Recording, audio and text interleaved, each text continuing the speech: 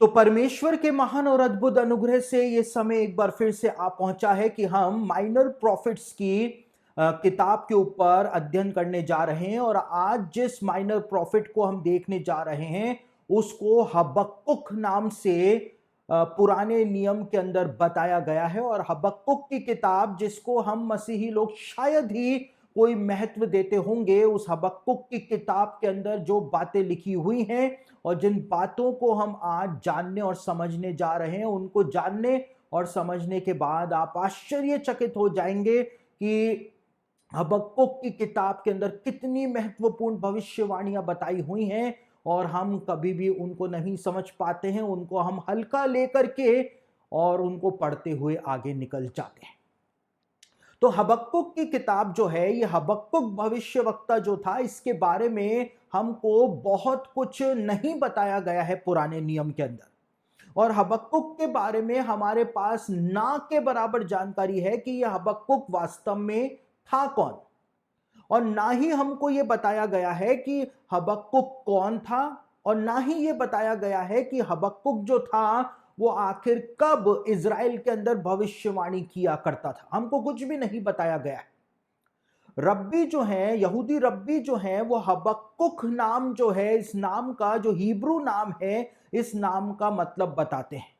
और यहूदी रब्बियों का कहना है कि हबक्कुक, जो कि एक हिब्रू नाम है, इस नाम का मतलब होता है द रेसलर, यानी कि मल्लयुद्ध करने वाला।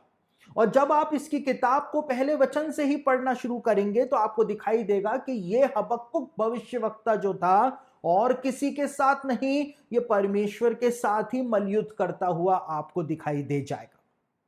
और जब हम महा अपसेट होते हैं तो उस समय हमारे अंदर जो द्वंद्व चलता है, मलयुद्ध जो चलता है हमारे अंदर, और हम परमेश्वर से प्रार्थना में जो लड़ते हैं, वैसा का वैसा स्वभाव आपको यहां पे हबक्कुक का देखने को मिलेगा कि जो अंदर द्वंद्व, अंदर जो मलयुद्ध हबक्कुक के चल रहा था, वो मलयुद्ध जो है वो आपको यहां पे परमेश्वर के साथ जो उसकी वार्तालाप है उसमें देखने को मिलेगा। वो परमेश्वर की बात मानने को तैयार नहीं था, वो परमेश्वर को गलत ठहराना मांग रहा था। वो इस बात को परमेश्वर को समझा रहा था कि प्रभु आप गलती कर रहे हो, सही बात यह। वो सारी बातें हम आगे समझने का प्रयास करेंगे, लेकिन परमेश्वर ने फिर भी भविष्यवक्ता को फटकार नहीं लगाई थी। ये बहुत ही आश्चर्य की बात है। यानी जब हमारे अंदर ऐसा मलयुद्ध चलता है और हम परमेश्वर से कुछ बातें बोल देते हैं, तो परमेश्वर हमको फटकार लगाने की बजाय परमेश्वर हमारे इमोशंस को समझता है और परमेश्वर हमको हमारी प्रार्थना का उत्तर सकारात्मक रूप से प्रदान करता है। तो वो सारी बातें, हमारा नेचर जो है वो हबक्कुक के अंदर हमको देखने को मिलेगा। और हबक्कुक नाम का मतलब जो होता है, जो यहूदी रब्बी बताते हैं, वो होता है मलयुद्ध करने वाला। और यहूदी ट्रेडिशन के अंदर जो उनकी परंपराएं हैं उसमें बताया गया है कि हबक्कुक भविष्यवक्ता जो था वो शिमोन के गोत्र का हुआ करता था, शिमोन के गोत्र का था। और साथ ही साथ ये भी यहूदी लोगों में माना जाता है प्राचीन समय से ही कि हबक्कुक जो था वो यिर्मयाह भविष्यवक्ता का कंटेम्पररी, यानी कि समकालीन हुआ करता था। यानी जिस समय यिर्मयाह भविष्यवाणियां कर रहा था, उस समय हबक्कुक भी इज़राइल के अंदर भविष्यवाणियां किया करता था। लेकिन हमको यह नहीं बताया गया है कि किस राजा के शासन काल में हबक्कुक भविष्यवाणियां किया करता था। लेकिन ऐसा भी कहा जाता है, यहूदियों के अंदर माना जाता है कि जिस समय बेबीलोन की गुलामी में यहूदी लोग चले गए थे और यिर्मयाह और उसका सेक्रेटरी बारूक जो था, उसको नबूजरदान यहूदा के अंदर ही, यरूशलेम के अंदर ही छोड़ गया था, क्योंकि यिर्मयाह एक बहुत फेमस भविष्यवक्ता था। और राजा नबूकदनेस्सर ने कहा था, जैसा बाइबल में बताया हुआ है, अपने जल्लादों के प्रधान नबूजरदान को बोला था कि यिर्मयाह जैसा चाहे उसके साथ व्यवहार करना। और नबूजरदान जो था, जल्लादों का प्रधान जो था, उसने यिर्मयाह को, उसके सेक्रेटरी बारूक को रिहा कर दिया था और उनको बोल दिया था, पूरा देश पड़ा हुआ है, जहां पर जाके रहना है वहां पर जाकर के तुम रह सकते हो। तो ऐसा बताया जाता है कि हबक्कुक जो था उसको भी यिर्मयाह के साथ ही रिलीज कर दिया गया था। और ये भी बेबीलोन की गुलामी में सारे यहूदी लोग चले गए थे, लेकिन हबक्कुक जो था वो भी यिर्मयाह और बारूक के साथ यरूशलेम में ही और उसके आसपास के क्षेत्र में ही रहा करता था। तो ऐसा यहूदी लोगों के अंदर बताया जाता है कि बेबीलोन की गुलामी में हबक्कुक जो था वो नहीं गया था। अब ये किताब जो है जिसको हबक्कुक की पुस्तक कहा जाता है, इस हबक्कुक की पुस्तक को जब आप पढ़ेंगे ध्यान से तो इसमें आपको परमेश्वर और भविष्यवक्ता हबक्कुक के बीच में एक लंबा वार्तालाप होता हुआ दिखाई देता है और उस वार्तालाप को हबक्कुक जो था वो इमोशनल मोड़ भी दे देता है। हबक्कुक इस वार्तालाप को इमोशनली भी मोड़ देता है और वो परमेश्वर के साथ वार्तालाप करता है और भविष्यवक्ता को समझ में ही नहीं आ रहा होता है एक ऐसा तथ्य कि परमेश्वर ने अपनी प्रजा को दंड देने के लिए जो कस्दी लोग थे यानी बेबीलोन के लोग जो थे, जो कि पापी थे परमेश्वर की दृष्टि में, उनको परमेश्वर लेकर के आता है और उनके द्वारा परमेश्वर अपनी प्रजा के लोगों को दंड देता है। ये बात हबक्कुक के गले से नीचे नहीं उतर रही थी और हबक्कुक परेशान था कि परमेश्वर ने ऐसा कैसे कर दिया। और हबक्कुक सोच रहा था कि परमेश्वर शायद गलती कर गया है और हबक्कुक परमेश्वर को सजेशन दे रहा था अपनी इस वार्तालाप में। और पहले अध्याय की शुरू की 4 आयतों को आप पढ़ेंगे, 4 वर्सेस को आप पढ़ेंगे तो उसमें हबक्कुक कंप्लेन करता है परमेश्वर से कि प्रभु ऐसा कैसे तूने होने दिया। और जैसे ही वो इन 4 आयतों में कंप्लेन करता है और जैसा ही 5वां पद शुरू होता है, परमेश्वर का इमीडिएट आंसर जो था वो हबक्कुक को प्राप्त होता है और परमेश्वर कहता है कि ये गुलामी तो कुछ भी नहीं, मैं तो और भी बहुत कुछ करने जा रहा हूं, और भी बहुत कुछ। अभी तू तो अभी से ही कुड़कुड़ कुड़कुड़ करने लगा है, 70 साल के लिए ही भेजा है, लेकिन मैं तो 2500 साल के लिए इनको गुलामी में भेजने जा रहा हूं। परमेश्वर का इमीडिएट उत्तर जो है वो हबक्कुक को प्राप्त होता है। उसके बाद जब इसका दूसरा अध्याय हम पढ़ते हैं तो वहां पे परमेश्वर हबक्कुक को बहुत दूर की बात बताता है, यानी कि यीशु मसीह के सेकंड कमिंग की बातें जो हैं वो हबक्कुक को दूसरे अध्याय के अंदर परमेश्वर बताता है। इतनी दूर तक ले जाता है कि हबक्कुक उन बातों को समझ भी नहीं पाता। और उसके बाद जब तीसरा अध्याय आप पढ़ेंगे तो तीसरे अध्याय में, तीसरे अध्याय का अंत जो है वो हबक्कुक की प्रार्थना के साथ होता है और हबक्कुक तीसरे अध्याय में पूरी तरह से सेटिस्फाई नजर आता है परमेश्वर के जवाब से कि परमेश्वर ने जैसे उसके सारे प्रश्नों के उत्तर प्रदान कर दिए हो। और हमको समझ में नहीं आता है कि पहले अध्याय में कुड़कुड़ कर रहा था और अंतिम अध्याय के अंदर परमेश्वर की महिमा कर रहा है, या हबक्कुक भविष्यवक्ता का क्या दिमाग खराब हो गया है? ऐसा तो परमेश्वर ने कुछ बोला ही नहीं था कि हबक्कुक कितना खुश हो गया था। तो परमेश्वर ने हबक्कुक को बताया क्या था उसको आज हम समझने जा रहे हैं, प्रॉफिटिकल स्टडी लेने जा रहे हैं।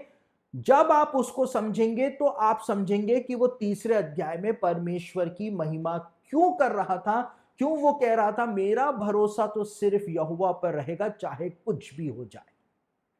तो हम इन सब बातों को आज समझने जा रहे हैं, लेकिन सबसे पहले हम प्रॉफिट की यानी भविष्यवक्ता की जो शिकायत थी, कंप्लेंट जो थी, उसको देख लेते हैं। शुरू के पहले अध्याय के 4 वचनों को हम पढ़ लेते हैं कि भविष्यवक्ता आखिर प्रभु परमेश्वर से क्या कंप्लेन कर रहा था। यहां पे लिखा है पहले वचन में, भारी वचन जिसको हबक्कुक नबी ने दर्शन में पाया, हे यहोवा मैं कब तक तेरी दुहाई देता रहूंगा और तू ना सुनेगा? मैं कब तक तेरे सम्मुख उपद्रव उपद्रव चिल्लाता रहूंगा और तू उद्धार नहीं करेगा?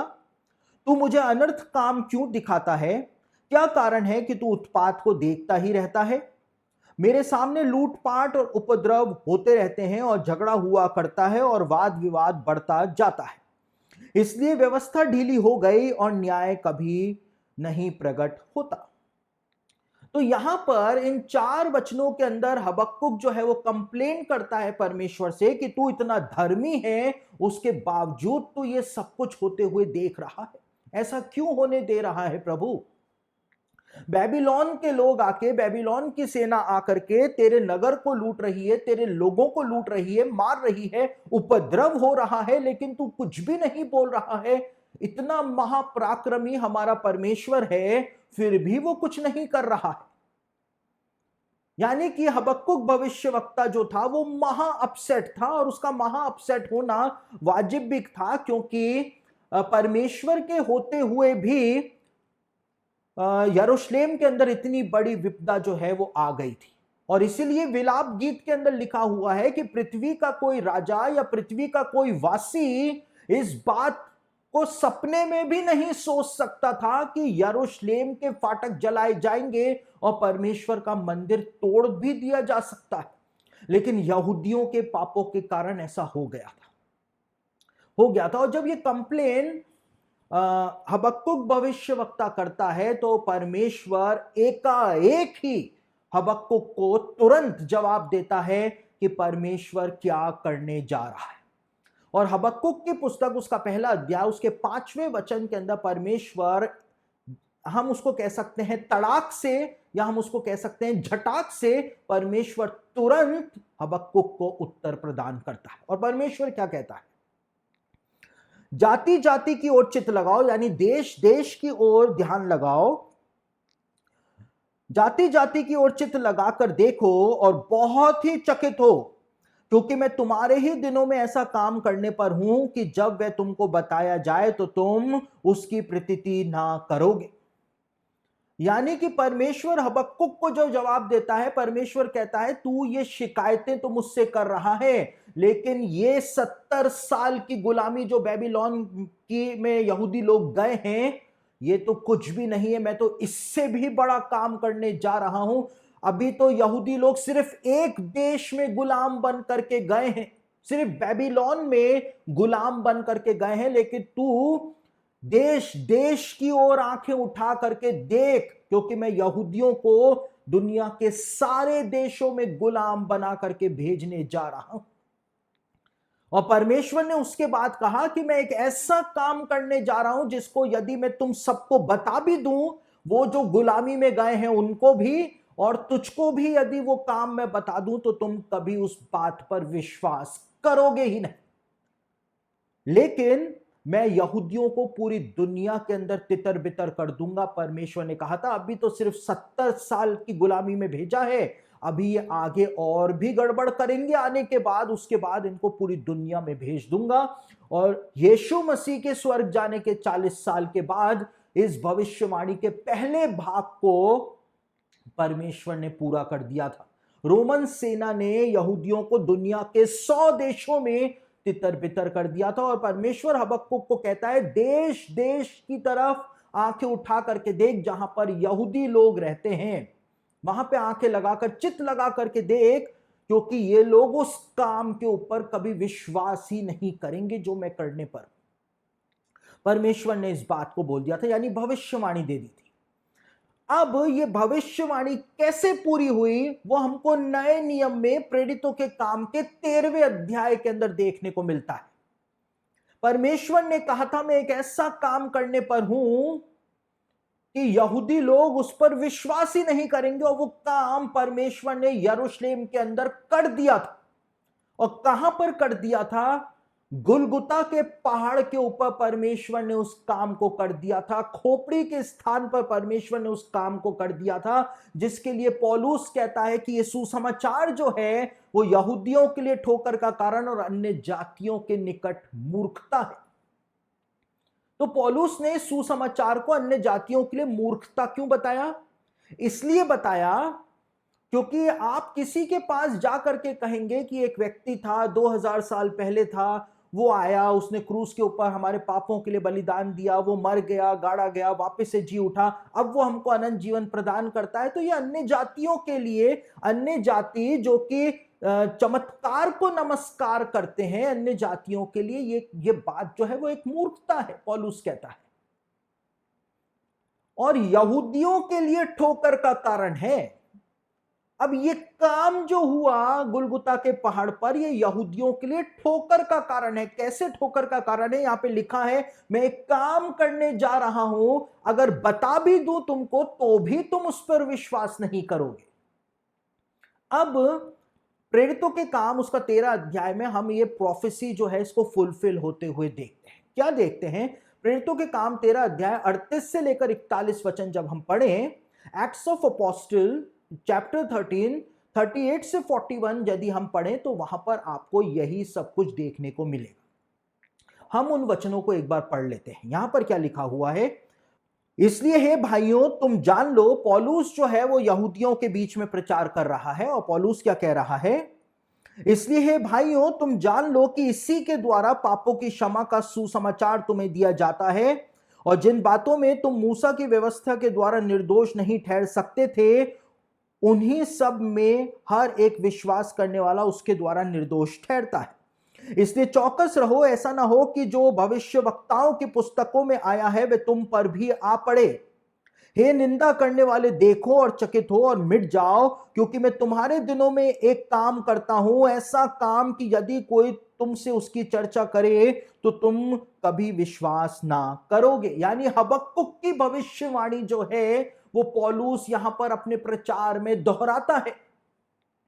और ये जो सरमन, ये जो संदेश पौलुस यहूदियों को प्रदान कर रहा था, तो वो कहां पर प्रदान कर रहा था?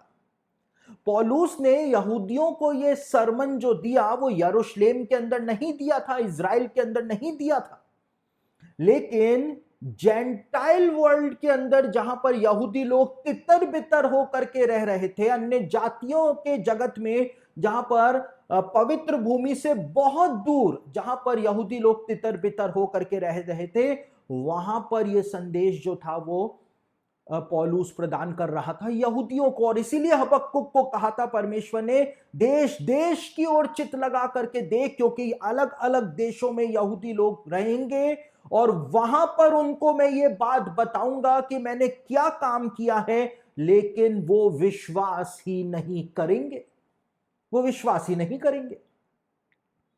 अब ये पार्शियल फुलफिलमेंट है, अभी तक ये भविष्यवाणी पूरी नहीं हुई, लेकिन प्रेरितों के काम के 13वें अध्याय में ही बताया है कि ये भविष्यवाणी कैसे, हबक्कुक की भविष्यवाणी जो परमेश्वर ने दी थी, कैसे पूरी हुई थी।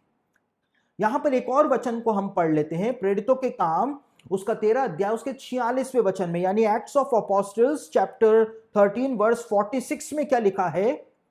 तब पौलुस और बरनबास ने निडर होकर कहा, अवश्य था कि परमेश्वर का वचन पहले तुम्हें सुनाया जाता, परंतु जब तुम उसे दूर हटाते हो और अपने को अनंत जीवन के योग्य नहीं ठहराते, तो देखो हम अन्य जातियों की ओर फिरते हैं। यानी जो भविष्यवाणी परमेश्वर ने हबक्कुक को दी थी कि देश देश में यहूदी लोगों को मैं भेज दूंगा, वहां पर उनको बताऊंगा कि मैं क्या करने जा रहा हूं, लेकिन वो विश्वास नहीं करेंगे। और हम यहां पर देखते हैं कि उन्होंने विश्वास नहीं किया। और 2000 सालों से यहूदी लोग पूरी दुनिया के 100 देशों में तितर बितर होकर के रहे, सुसमाचार सुनाने वाले उनको सुसमाचार सुनाते रहे, लेकिन उन्होंने कभी भी यीशु मसीह के ऊपर, यानी उस काम के ऊपर जो परमेश्वर ने यरूशलेम में किया था, वो महायज्ञ जो परमेश्वर ने किया था, उसके ऊपर यहूदियों ने विश्वास नहीं किया।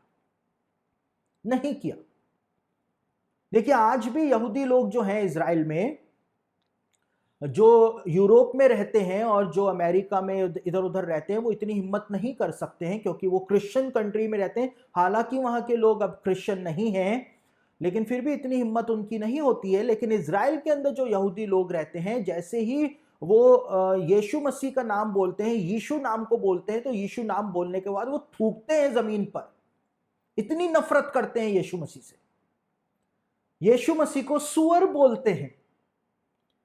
और यीशु मसीह का जो नाम है, उस नाम को बोलने के बाद वो यीशु जो नाम है उसके उन्होंने कुछ मतलब बनाया हुआ है, और उस हिब्रू भाषा में उसका मतलब होता है कि इसका नाम जो है उसका स्मरण तक मिट जाने पाए। यानी वो श्राप देते हैं यीशु मसीह का नाम बोलते के साथ। यानी परमेश्वर ने क्या बोला था कि मैं एक काम करने जा रहा हूं, मैं बता भी दूं तुमको तो भी तुम विश्वास नहीं करोगे। और परमेश्वर ने सुसमाचार प्रचारकों को भेजा बताने के लिए, और हमको क्या दिख रहा है कि वास्तव में उन्होंने विश्वास नहीं किया। उनको विश्वास हुआ ही नहीं, उनको आज भी विश्वास नहीं हो रहा है, आज भी नहीं हो रहा है।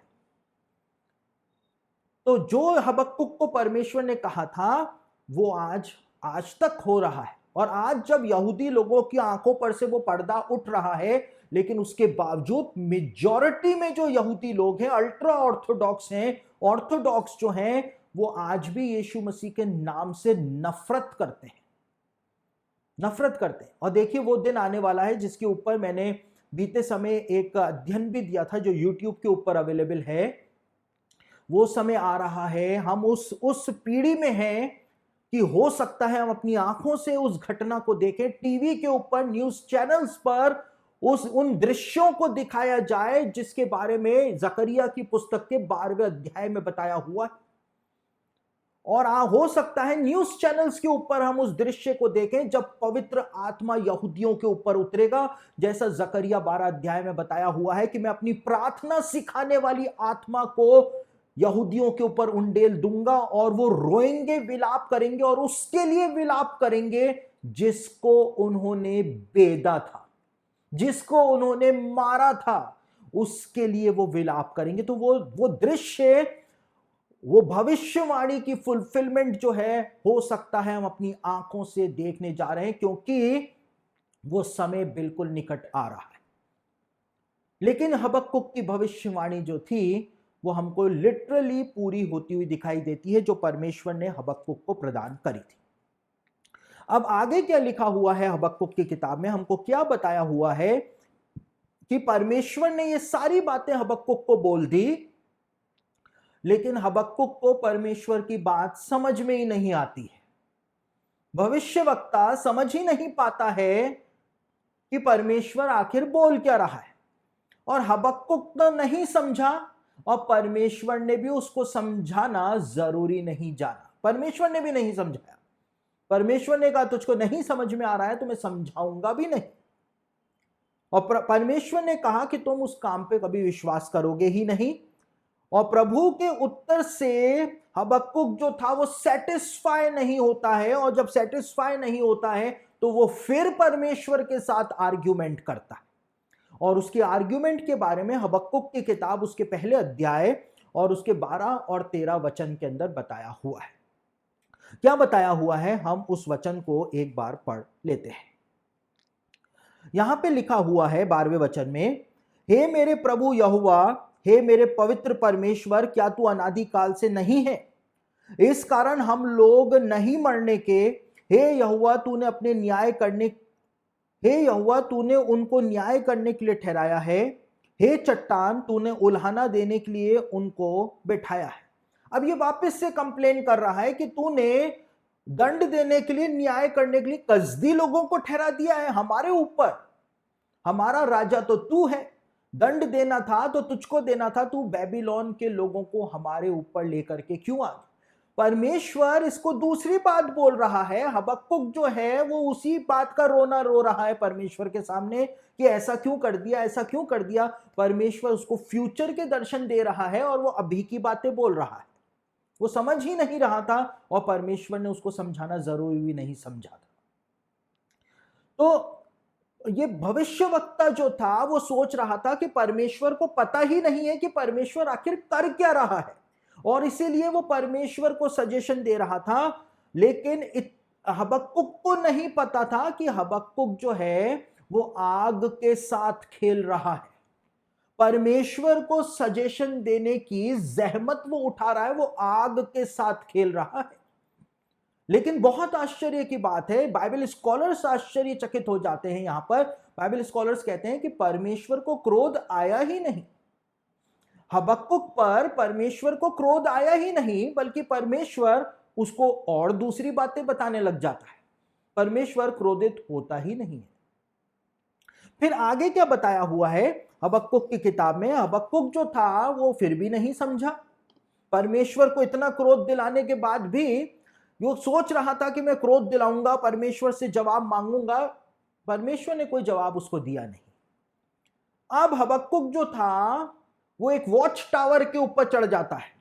यरूशलेम के अंदर जो चौकियां होती थी वो वहां पर जाकर के खड़ा हो जाता है और वहां पर जाकर के क्या कहता है उसको भी हम पढ़ लेते हैं। और परमेश्वर से जवाब मांगता है कि मुझको जवाब दे प्रभु कि तूने कसदी लोगों को यहां पर कैसे भेज दिया। तू हमारा राजा था तो फिर नबूकदनेस्सर की हिम्मत कैसे हो गई यहां पर आने की। जवाब मांग रहा है। अब यहां पर क्या होता है, परमेश्वर से जवाब मांग रहा है। बाइबल स्कॉलर्स कहते हैं कि परमेश्वर हबक्कुक को फटकार लगा सकता था, लेकिन उसके बावजूद परमेश्वर ने उसको फटकार नहीं लगाई, लेकिन परमेश्वर उसको एक अथाह संदेश जो था फ्यूचर के लिए वो प्रदान कर देता है। यह परमेश्वर की सहनशीलता है कि कोई इंसान परमेश्वर से जवाब मांग रहा है जबकि इंसान परमेश्वर के सामने कुछ भी नहीं। अब परमेश्वर हबक्कुक को एक ऐसा संदेश प्रदान करता है जिसको हम मसीही लोग तो समझ गए, लेकिन यहूदी आज भी उसको नहीं समझ पाए। परमेश्वर हबक्कुक को कहता है, सिर्फ एक बात बोलता है दूसरे अध्याय में कि धर्मी जन अपने विश्वास के द्वारा जीवित रहेगा। इतना जवाब मांगा, वॉच टावर के ऊपर चढ़ गया, वहां पे खड़ा होकर के जवाब मांग रहा है, लेकिन परमेश्वर एक लाइन में उत्तर दे रहा है कि धर्मी जन अपने विश्वास के द्वारा जीवित रहेगा। हम उन वचनों को पढ़ लेते हैं। हबक्कुक भविष्यवक्ता की पुस्तक उसका 2 अध्याय 2 से लेकर 4 वचन आपके सामने पढ़ रहा। और ये वॉच टावर के ऊपर जो हबक्कुक चढ़ गया था उसके बारे में 2 अध्याय उसके पहले वचन के अंदर लिखा हुआ है कि वॉच टावर पर चढ़ करके हबक्कुक जो था वो परमेश्वर से जवाब मांग रहा था।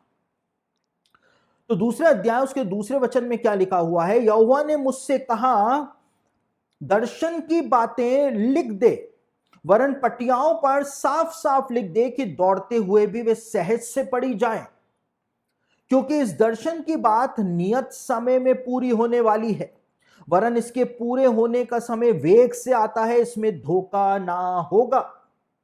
चाहे इसमें विलंब भी हो तो भी उसकी बाट जोते रहना, क्योंकि वह निश्चय पूरी होगी और उसमें देर ना होगी।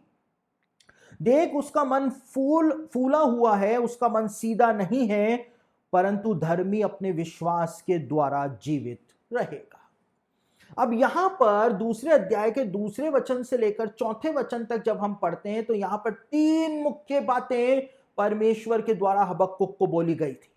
पहली बात परमेश्वर ने क्या बोली थी, परमेश्वर ने कहा था दर्शन की बातें लिख दे, यानी राइट द विजन, विजन जो मैं तुझको दे रहा हूं इसको लिख दे। दूसरी बात जो परमेश्वर ने बोली थी 3 वचन में वो लिखा हुआ है, ये दर्शन की बात नियत समय में पूरी होने वाली है। इंग्लिश में पढ़े तो लिखा हुआ है an anointed time, appointed time, एक अपॉइंटेड टाइम है, नियत समय है, तब ये दर्शन की बात पूरी होगी। और तीसरी बात जो परमेश्वर ने बोली थी वो कहा था कि धर्मी अपने विश्वास के द्वारा जीवित रहेगा, यानी the just shall live by faith. ये 3 बातें परमेश्वर ने बोली थी, यानी कि परमेश्वर जो एक काम करने जा रहा है जिसके ऊपर यहूदी लोग कभी विश्वास नहीं करेंगे, वो एक दर्शन परमेश्वर ने हबक्कुक को दिया, एक बड़ा दर्शन। और परमेश्वर ने कहा एक अपॉइंटेड टाइम है मेरे द्वारा निर्धारित समय, मैं उस समय इस काम को करूंगा, और वो समय बहुत तेजी से आ रहा है। और परमेश्वर ने कहा था जब मैं वो काम कर दूंगा तो धर्मी जन जो होगा वो होगा जो अपने विश्वास के द्वारा जीवित रहेगा। अब ये बात जो है कि धर्मी अपने विश्वास के द्वारा जीवित रहेगा, ये बात नए नियम में 3 बार दोहराई गई है, 3 बार। और कहां कहां पर दोहराई गई है वो मैं आपको बता देता हूं। 3 बार दोहराई गई है। रोमियो की पत्री उसका 1 अध्याय 17वें वचन में, गलातियों की पत्री उसका 3 अध्याय 11वें वचन में, और इब्रानियों की पत्री उसका 10 अध्याय उसके 38वें वचन। यानी रोमियो की पत्री उसका 1 अध्याय 17वां पद, गलातियों की पत्री उसका 3 अध्याय उसका 11वां पद, और इब्रानियों की पत्री उसका 10 अध्याय उसके 38वें वचन में 3 बार इस वाक्य को दोहराया हुआ है कि धर्मी जन अपने विश्वास के द्वारा जीवित रहेगा। धर्मी जन मूसा की व्यवस्था के द्वारा जीवित नहीं रहेगा, लेकिन धर्मी जन विश्वास के द्वारा जीवित रहेगा।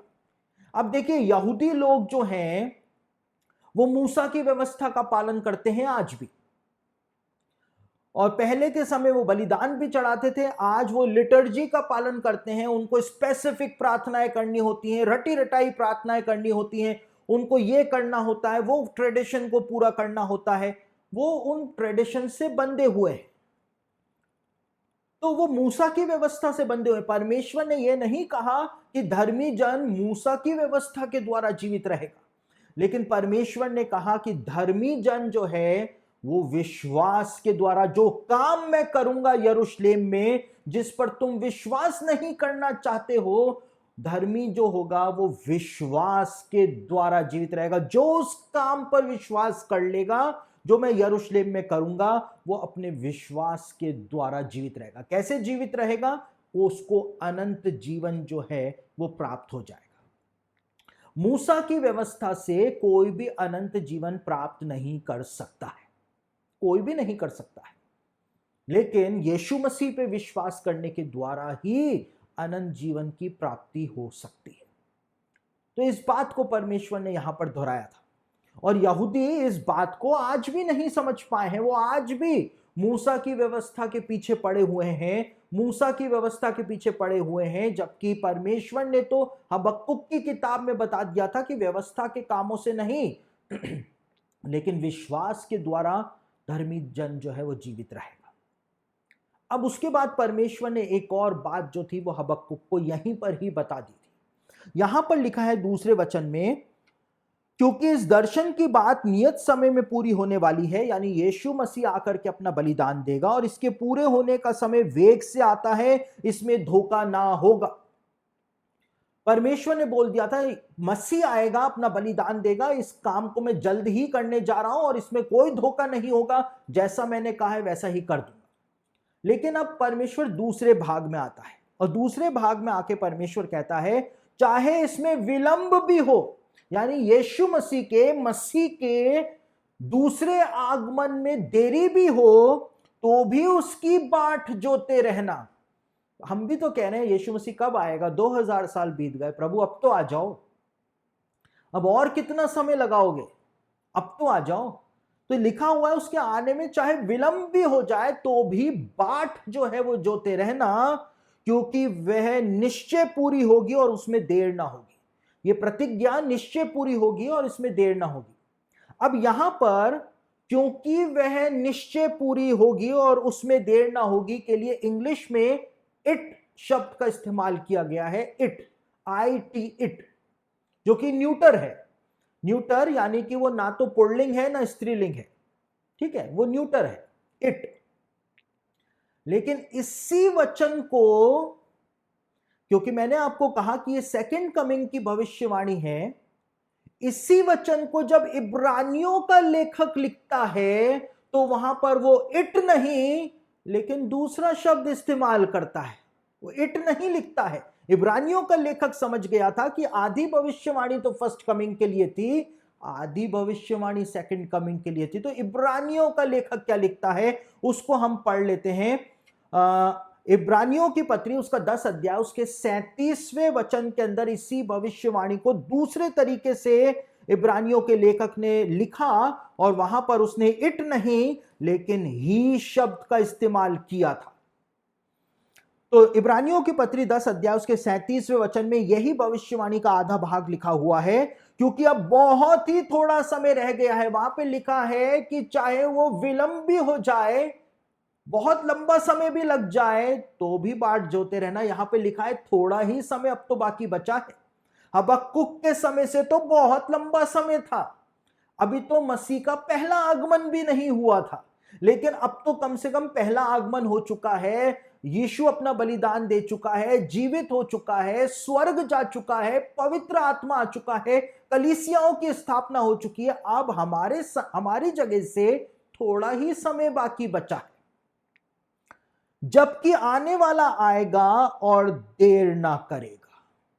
यहां पर इंग्लिश में पढ़ेंगे तो इट शब्द का इस्तेमाल नहीं हुआ है, यहां पर ही शब्द का इस्तेमाल हुआ है। यानी ये भविष्यवाणी यीशु मसीह के दूसरे आगमन के लिए परमेश्वर ने हबक्कुक को प्रदान कर दी थी। परमेश्वर दूरदर्शन में उसको लेकर के जा रहा था, दूरदर्शन में लेकर के जा रहा था। तो हबक्कुक को यीशु मसीह का पहला आगमन भी परमेश्वर ने दिखा दिया, हबक्कुक को परमेश्वर का यीशु का दूसरा आगमन भी परमेश्वर ने दिखा दिया। और उसके बाद परमेश्वर कहता है चाहे विलंब भी हो जाए तो भी बाट जोते रहना, क्योंकि वो तो आएगा ही आएगा। और वहां पर भी लिखा, इसी भविष्यवाणी को दोहरा दिया गया है कि यीशु मसीह आएगा ही आएगा, वो वापस आएगा। अब एक और बात बताई हुई है, यीशु मसीह के सेकंड कमिंग से पहले क्या होगा। एक और बात बताई हुई, कहां पर बताई हुई है? दूसरा अध्याय उसके 14वें वचन के अंदर वो बात बताई हुई है हबक्कुक की पुस्तक में। बहुत महत्वपूर्ण बात, हम आउट ऑफ कॉन्टेक्स्ट इन सब वचनों को कोट करते हैं, लेकिन आज हम कॉन्टेक्स्ट में इन वचनों को समझ रहे हैं। यहां पे लिखा है, क्योंकि पृथ्वी यहोवा की महिमा के ज्ञान से ऐसी भर जाएगी जैसा समुद्र जल से भर जाता है। पृथ्वी जो है वो यहोवा की महिमा के ज्ञान से ऐसी भर जाएगी जैसा समुद्र जल से भरा रहता है लबालब, ऐसे परमेश्वर का ज्ञान पूरी पृथ्वी पर फैल जाएगा। ये वचन का ज्ञान पूरी पृथ्वी पर फैल जाएगा।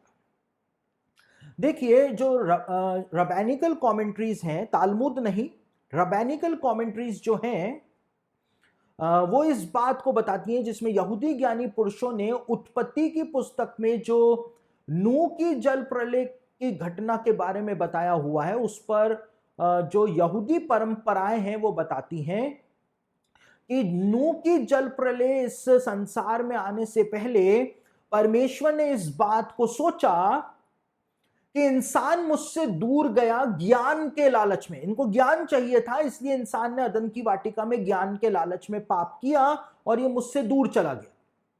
तो परमेश्वर ने ऐसा सोचा कि मैं इंसान को ज्ञान देता हूं, और जब मैं इनको ज्ञान दूंगा तो उस ज्ञान के द्वारा ये मुझको जानेंगे और ये मेरे पास आ जाएंगे और मुझको जल प्रलय नहीं भेजना पड़ेगा।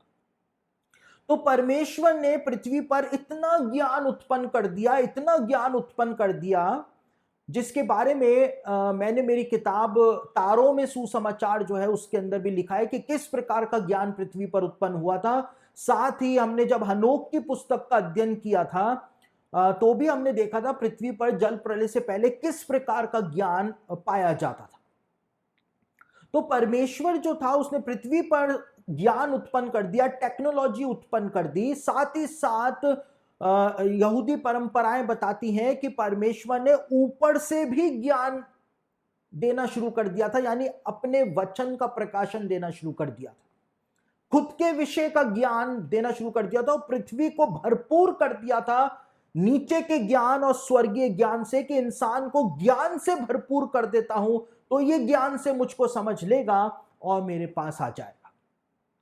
लेकिन इंसान जो था वो उस ज्ञान को लेकर के परमेश्वर से और दूर चला गया था कि परमेश्वर को जल प्रलय भेजने पड़ गई थी। और यहूदी ज्ञानी पुरुष कहते हैं, जो जूइश सेजेस हुए इतिहास में, वो कहते हैं, बाइबल में लिखा है कि परमेश्वर ने नीचे के जल और ऊपर के जल से जल प्रलय के द्वारा इंसान को दंड दिया था। यानी जल नीचे से भी आया था, सेडिमेंट्री रॉक्स फट गई थी, नीचे से भी जल आया था और ऊपर से भी जल आया था। तो ऊपर से जल क्यों आया और नीचे से जल क्यों आया? क्योंकि परमेश्वर ने नीचे से भी ज्ञान उत्पन्न किया था और ऊपर से स्वर्गीय ज्ञान भी प्रदान किया था। तो दोनों तरफ से ही परमेश्वर ने ज्ञान दिया था, तो दंड भी परमेश्वर ने दोनों तरफ से ही इंसान को प्रदान किया था। और यहां पर क्या लिखा है, यीशु मसीह के आने से पहले क्या होगा? पृथ्वी यहोवा की महिमा के ज्ञान से भर जाएगी।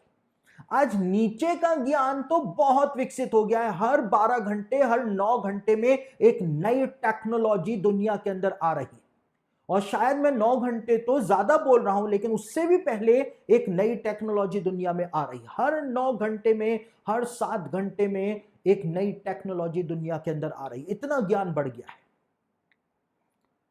और परमेश्वर के विषय का ज्ञान भी बढ़ गया है। हर जगह ज्ञान है। ज्ञान बांटने वाले देखिए आप हर जगह मिल जाएंगे आपको।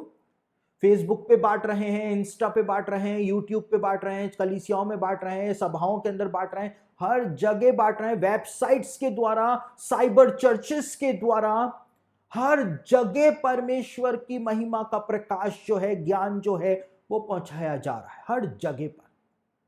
यानी पूरी पृथ्वी यहोवा की महिमा के ज्ञान से आज भर चुकी है। ऐसा कोई भी जगह नहीं है, यहां तक कि सऊदी अरेबिया जहां पर बाइबल को बैन किया हुआ है, सऊदी अरेबिया के अंदर भी सुसमाचार प्रचार हो रहा है ऑनलाइन चर्चेस के द्वारा। जहां पर कभी मसीह प्रचारक गए नहीं, मक्का में, मदीना में, वहां पर भी सुसमाचार पहुंच रहा है इंटरनेट के माध्यम के द्वारा।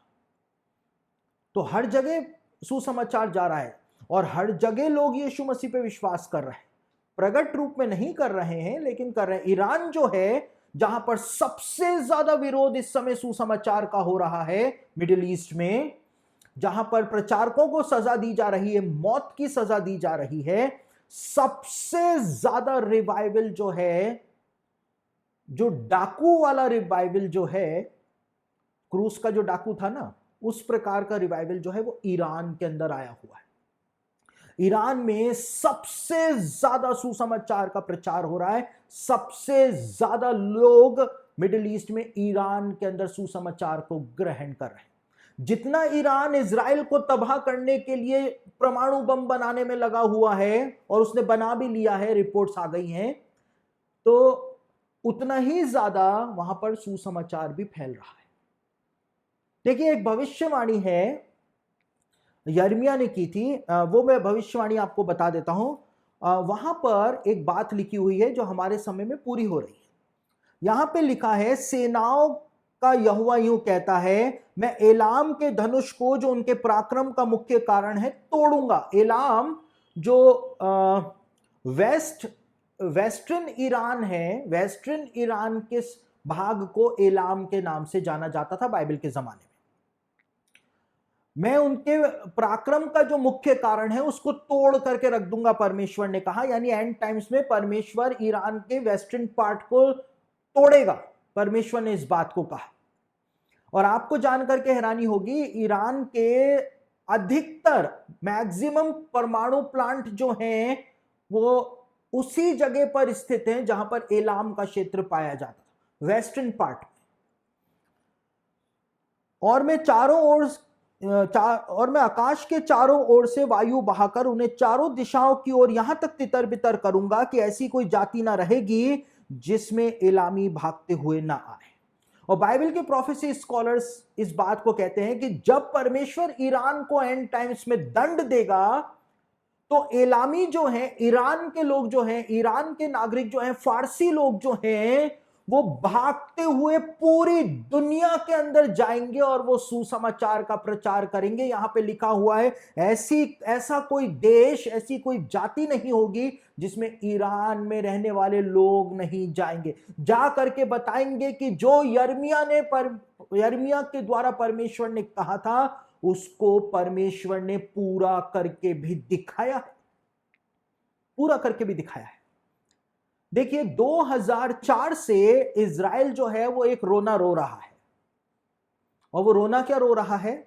हर जगह रोना रो रहा है। भारत आता है तो यहां पे रोता है, अमेरिका जाता है तो वहां पे रोता है, यूएनओ में जाता है तो वहां पे रोता है, मॉस्को जाता है तो वहां पे रोता है। वो रोना है कि ईरान परमाणु बम बना रहा है, यही रोना रोता रहता है। इजराइल के प्रधानमंत्री पहले एरियल शेरोन थे, वो भी यही बात बोलते थे। उसके बाद बेंजामिन नेतन्याहू बने, वो भी यही रोना रोते रहे कि परमाणु बम बना रहा है, बना रहा है, बना रहा है। कई बार इजराइल ने अपनी जासूसी संस्था मोसाद के द्वारा ऐसे ऐसे काम किए जिसके द्वारा इजराइल जो है उसने ईरान के परमाणु कार्यक्रम को ठप कर दिया। लेकिन इतने सालों तक, यानी कि पिछले साल 2020 तक भी इजराइल जो है यही बात बोलता रहा कि ईरान परमाणु बम बना रहा है। उसका परमाणु कार्यक्रम पूरा होने जा रहा है और ईरान के लोगों ने कहा है, जो वहां की सरकार है, कि जब परमाणु बम तैयार हो जाएगा तो पहला मिसाइल इजराइल पर मारेंगे और इजराइल का नामो निशान दुनिया के नक्शे पर से मिटा देंगे।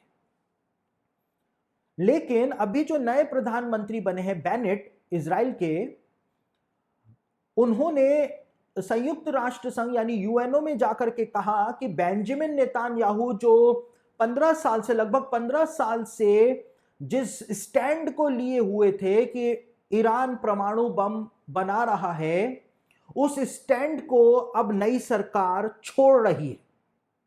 अब यह बात नई सरकार जो इजराइल की है वो नहीं बोलेगी, बल्कि अब हमारा स्टैंड जो है वो दूसरा हो गया है। नए प्रधानमंत्री ने इजराइल के कहा कि अभी तक तो प्रधानमंत्री बेंजामिन नेतान्याहू ये बोलते हुए आए कि ईरान परमाणु बम बना रहा है, परमाणु बम बनने वाला है, बन रहा है, काम पूरा हो रहा है। लेकिन अब नई सरकार ने बोलना शुरू कर दिया है, ऑफिशियल स्टेटमेंट आपको बता रहा हूं कि ईरान ने परमाणु बम बना लिया है, बना लिया है।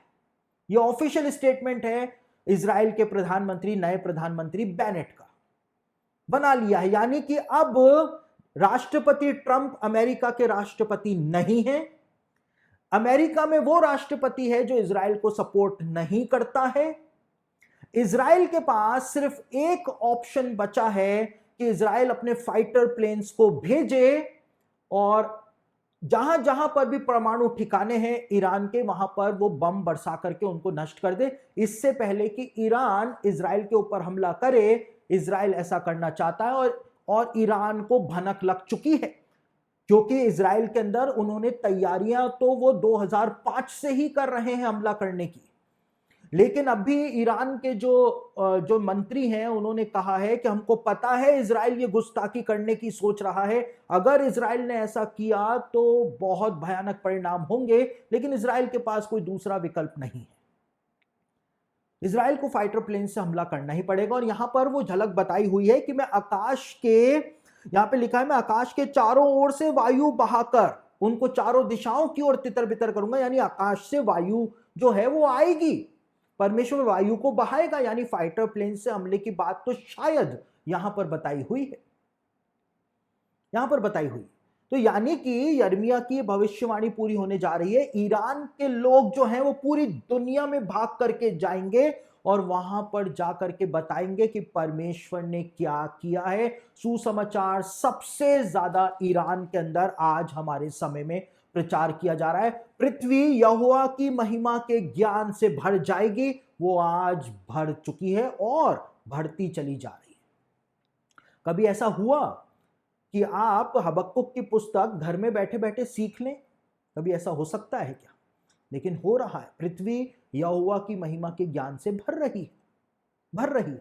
और आप लोग तो शहरों में बैठे हुए हैं, लेकिन हमारे कई सारे स्टूडेंट्स जो हैं वो गांव में जंगलों के अंदर रहते हैं, वहां पर सीखते हैं। हमारे कई सारे स्टूडेंट्स नक्सलाइट बेल्ट के अंदर रहते हैं, जहां पे इंटरनेट भी प्रॉपर नहीं आता है, 2G आता है।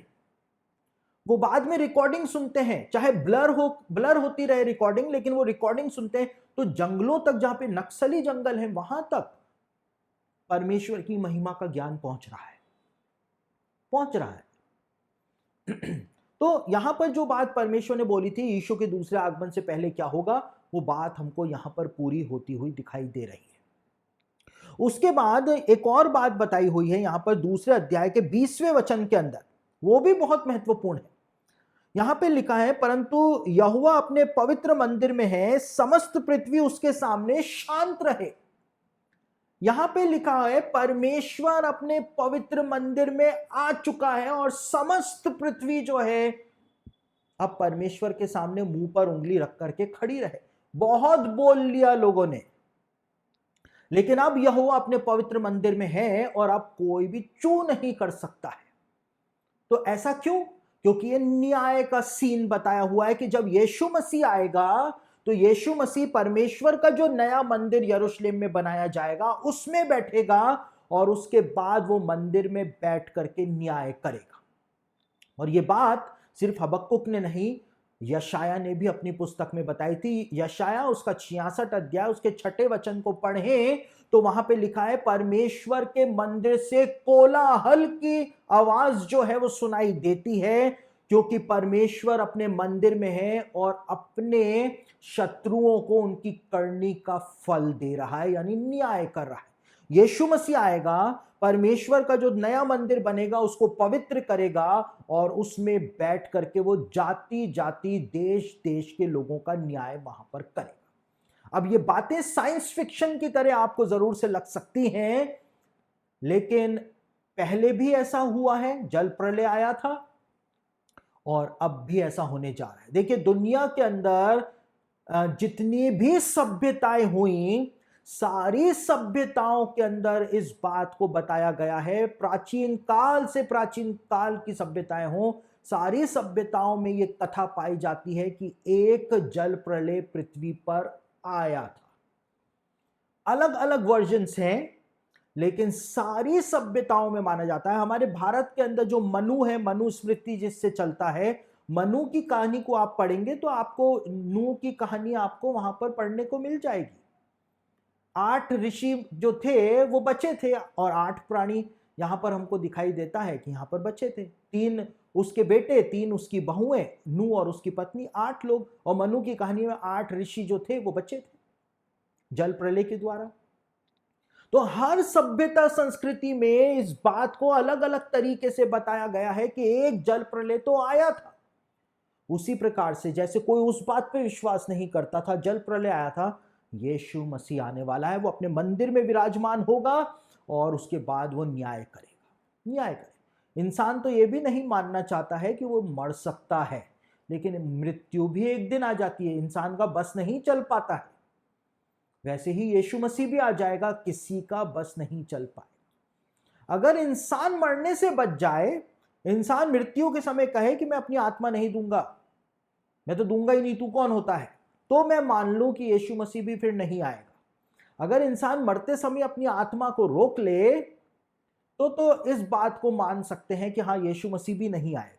लेकिन अगर इंसान मरने के समय अपनी आत्मा को नहीं रोक सकता है जाने से, तो फिर इस बात पे विश्वास करना ही पड़ेगा कि यीशु मसीह इस संसार में आएगा ही आएगा, आएगा ही आएगा।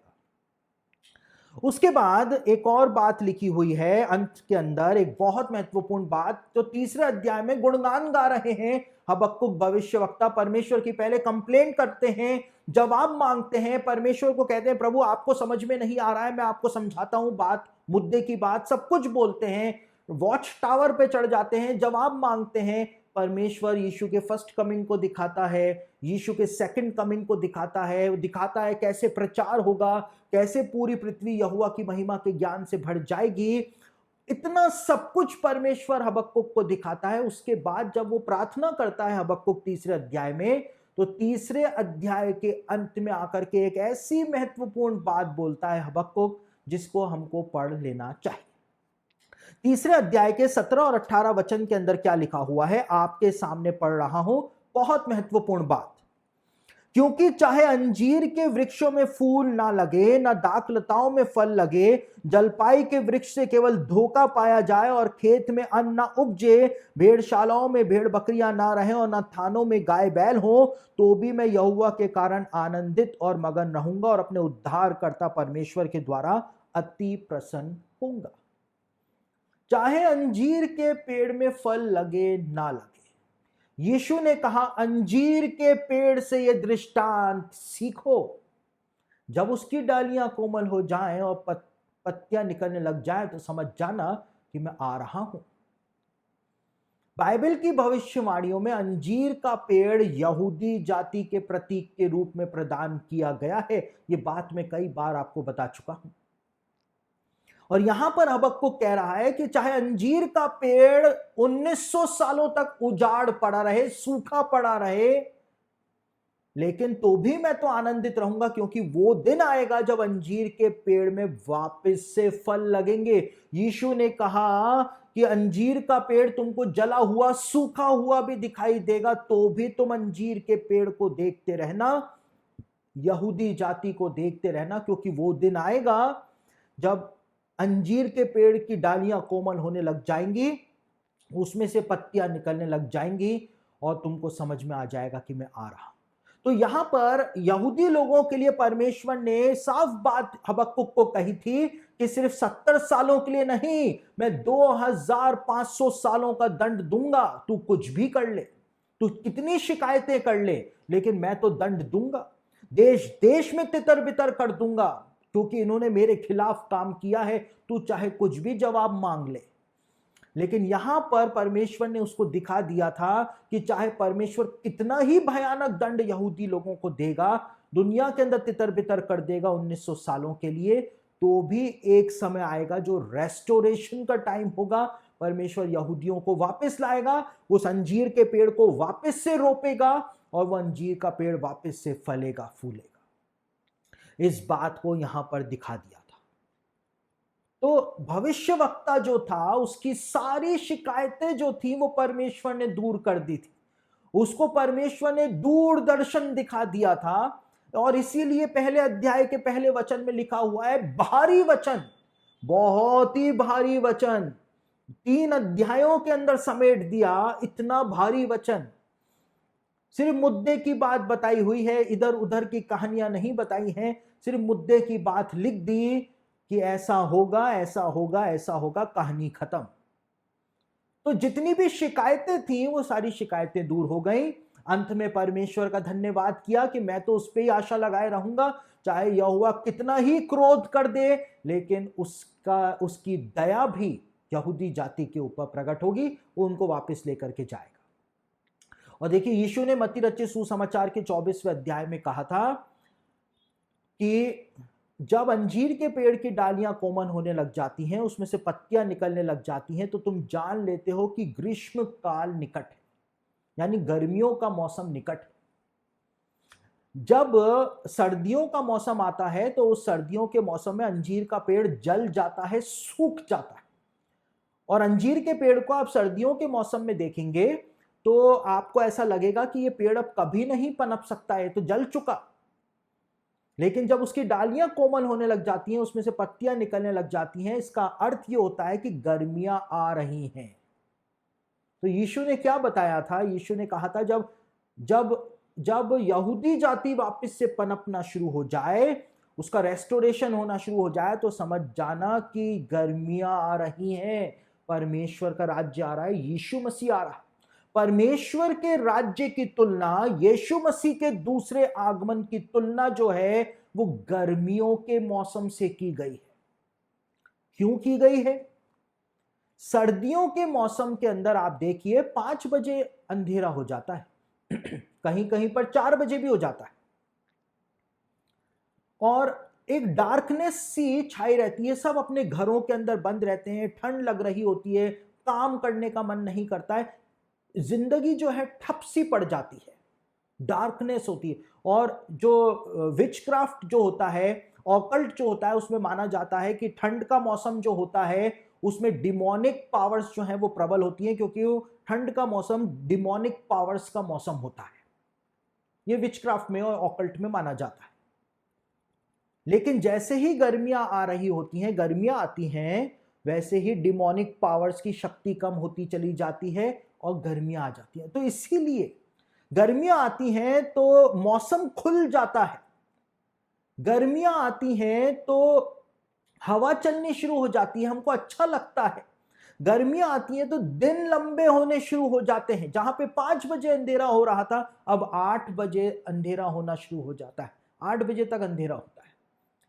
तो इसीलिए बताया हुआ, जैसे गर्मियां आने से एक राहत मिलती है, शांति मिलती है, आनंद होता है, ऐसे ही ग्रीष्मकाल आने वाला है, परमेश्वर का राज्य आने वाला है, जिसमें कभी रात नहीं होगी, वहां पर दिन ही दिन होगा, वहां पर अच्छा मौसम होगा, वहां पर अंधकार नहीं होगा और डिमोनिक पावर्स का वहां पर कोई काम नहीं होगा। इसलिए ये बात बताई, और इसीलिए भविष्यवक्ता आनंदित होता है, भविष्यवक्ता की शिकायतें दूर हो जाती हैं और वो परमेश्वर की महिमा करने लगता है। तो ये हबक्कुक की पुस्तक के 3 अध्यायों का निचोड़ था, जिसको हमने इस प्रॉफिटिकल स्टडी के अंदर समझा है।